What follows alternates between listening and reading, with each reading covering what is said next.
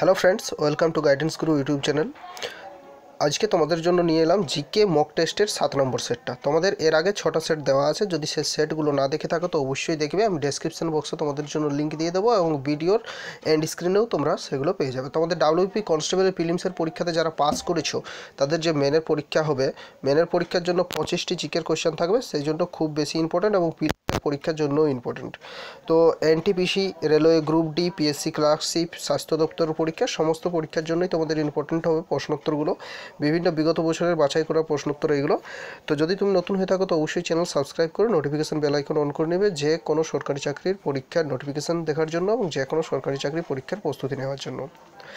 এবং প্রত্যেকটি প্রশ্ন তোমাদের বলবো, তারপরে 2-3 সেকেন্ড করে সময় দেওয়া হবে। সেই সময়ের মধ্যে তোমরা চিন্তা করবে যে উত্তর কী হতে পারে এবং কতগুলো তোমাদের ঠিক হচ্ছে অবশ্যই তোমরা কমেন্ট করে জানাবে। আর অবশ্যই ভিডিও লাস্ট পর্যন্ত দেখো। চলো তাহলে দেরি না করে ভিডিও শুরু করছি। তো বন্ধুরা, আজকের প্রথম কোয়েশ্চেন, কুকা বিদ্রোহ কোথায় হয়েছিল? প্রথম কোয়েশ্চেন, কুকা বিদ্রোহ কোথায় হয়েছিল? তো সঠিক উত্তর হবে একের বি, কুকা বিদ্রোহ হয়েছিল পাঞ্জাবে। নেক্সট কোয়েশ্চেন দেখে নেব, সত্যজিৎ রায় নির্মিত শেষ ছবি হলো কি? সত্যজিৎ রায় নির্মিত শেষ ছবি কোনটি?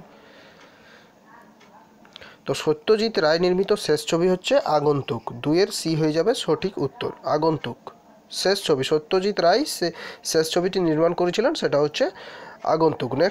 নেক্সট প্রশ্ন, নিচের কোন বইটি স্বামী বিবেকানন্দ রচিত? এটা আশা করি তোমরা সকলেই জানো, বর্তমান ভারত। অপশান এতে আছে বর্তমান ভারত, স্বামী বিবেকানন্দ রচিত। নেক্সট প্রশ্ন দেখে নেবো আমরা। নেক্সট প্রশ্ন হচ্ছে, ভোপাল গ্যাস দুর্ঘটনা কাণ্ডে ইউনিয়ন কার্বাইড কারখানা থেকে কোন গ্যাস নির্গত হয়? আশা করি তোমরা সকলেই জানো, ভোপাল গ্যাস দুর্ঘটনা হয়েছিল 1984 সালে। তো যে ইউনিয়ন কার্বাইডের কারখানা থেকে যে গ্যাসটা নির্গত হয়েছিল সেটা কোন গ্যাস? তো উত্তর হবে মিথাইল আইসোসায়ানেট। 4-এর ডি হয়ে যাবে সঠিক উত্তর। পরবর্তী প্রশ্ন, সার্ক প্রতিষ্ঠিত হয় কবে, বা কোথায় প্রতিষ্ঠিত হয়েছিল? কবে নয়, কোথায় প্রতিষ্ঠিত হয়েছিল সার্ক? ঢাকাতে। Option B is the right answer. বাংলাদেশের রাজধানী ঢাকাতে সার্ক প্রতিষ্ঠিত হয়। নেক্সট কোয়েশ্চেন, কোন স্তরে ঝড় বৃষ্টি হয়? ঝড় বৃষ্টি হয় কোন স্তরে?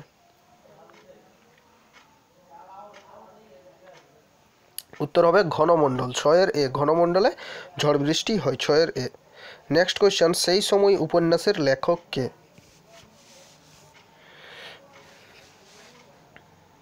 সেই সময় উপন্যাসের লেখক হচ্ছেন সুনীল গঙ্গোপাধ্যায়। 7-এর বি সঠিক উত্তর, সুনীল গঙ্গোপাধ্যায়। নেক্সট কোয়েশ্চেন দেখে নেব আমরা, কোথা থেকে গান্ধীজি তার ঐতিহাসিক ডান্ডি অভিযান শুরু করেছিলেন? তো গান্ধীজি 8-এর বি, সবরমতী আশ্রম থেকে গান্ধীজি তার ডান্ডি অভিযান শুরু করেছিলেন। 8-এর বি হবে উত্তর, সবরমতী আশ্রম থেকে। নেক্সট কোয়েশ্চেন, ভৌগোলিক ইতিহাসের বিচারে নিচের কোন পর্বতটি প্রাচীনতম? নিচের পর্বতগুলোর মধ্যে কোন পর্বতটি সব থেকে প্রাচীনতম পর্বত? তো আরাবল্লী পর্বত শ্রেণী হচ্ছে ভৌগোলিক ইতিহাসের বিচারে সব থেকে প্রাচীনতম বা পুরাতন পর্বত। 9-এর সি হয়ে যাবে সঠিক উত্তর। পরবর্তী প্রশ্ন, এ প্যাসেজ টু ইন্ডিয়া এই বইটি কে লিখেছিলেন?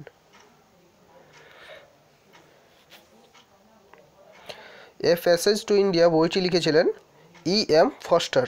10-এর বি, E.M. ফস্টার বইটি লিখেছিলেন A passage to India.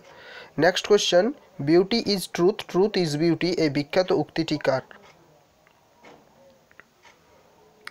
Beauty is truth, truth is beauty এই বিখ্যাত উক্তিটি হচ্ছে জন কিটসের। 11-এর এ উত্তর হবে জন কিটসের, beauty is truth, truth is beauty. Next question, Sambhar হ্রদ কোন রাজ্যে অবস্থিত?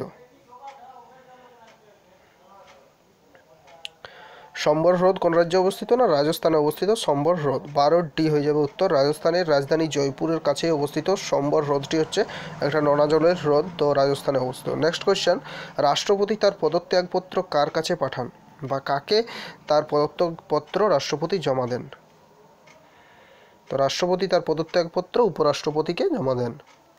13-এর A is the right answer. Next question, রাষ্ট্রপুঞ্জের প্রথম মহাসচিব কে ছিলেন?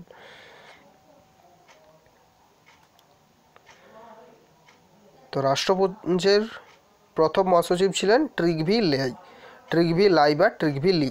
14-এর সি সঠিক উত্তর হবে। পরবর্তী প্রশ্ন, একটি দাবা বোর্ডে মোট ঘরের সংখ্যা কতগুলো মোট ঘর থাকে? একটি দাবা বা চেসের যে বোর্ড, চেস খেলা হয়, সেখানে মোট কতগুলো ঘর থাকে? মোট 64টি ঘর থাকে। দাবা বোর্ড এইভাবে থাকে, এইদিকে 8টি করে থাকে, 64টি ঘর থাকে। নেক্সট কোয়েশ্চেন, অভিনব ভারত সমাজ কে প্রতিষ্ঠা করেন? তো অভিনব ভারত সমাজ প্রতিষ্ঠা করেছিলেন বিনায়ক দামোদর সাভারকর। 16 বি হয়ে যাবে উত্তর, বিনায়ক দামোদর সাভারকর। নেক্সট, হাতিগুম্ফা শিলালিপি থেকে কোন রাজার কাহিনী সম্পর্কে জানা যায়? হাতিগুম্ফা শিলালিপি থেকে কোন রাজার কাহিনী সম্পর্কে জানা যায়? তো উত্তর হয়ে যাবে 17 হাতিগুম্ফা শিলালিপি থেকে কলিঙ্গ রাজা খারবেলের কাহিনী সম্পর্কে জানা যায়। কলিঙ্গ রাজা খারবেলের কাহিনী সম্পর্কে। তো 17 এ হয়ে যাবে উত্তর। নেক্সট কোয়েশ্চেন 18, আম নামক ফলটির ভক্ষিত অংশ কোনটি? আমের যে অংশটা আমরা খাই সেই অংশটি কোনটি? নিচের যে নামগুলো দেওয়া আছে সেই নামের মধ্যে আমরা যে অংশটা খাই সেটাকে কি বলা হয়? তো সেটাকে বলা হয় মেসোকার্প। 18 বি হবে সঠিক উত্তর, মেসোকার্প। নেক্সট কোয়েশ্চেন, চিংড়ির রেচনাঙ্গের নাম কি? 19, চিংড়ির রেচনাঙ্গের নাম কি? চিংড়ির রেচনাঙ্গের নাম হচ্ছে সবুজ গ্রন্থি। 19 সি হবে উত্তর, সবুজ গ্রন্থি হচ্ছে চিংড়ির রেচনাঙ্গের নাম। পরবর্তী প্রশ্ন, হরিশ্চন্দ্র মুখোপাধ্যায় কোন পত্রিকার সম্পাদক ছিলেন?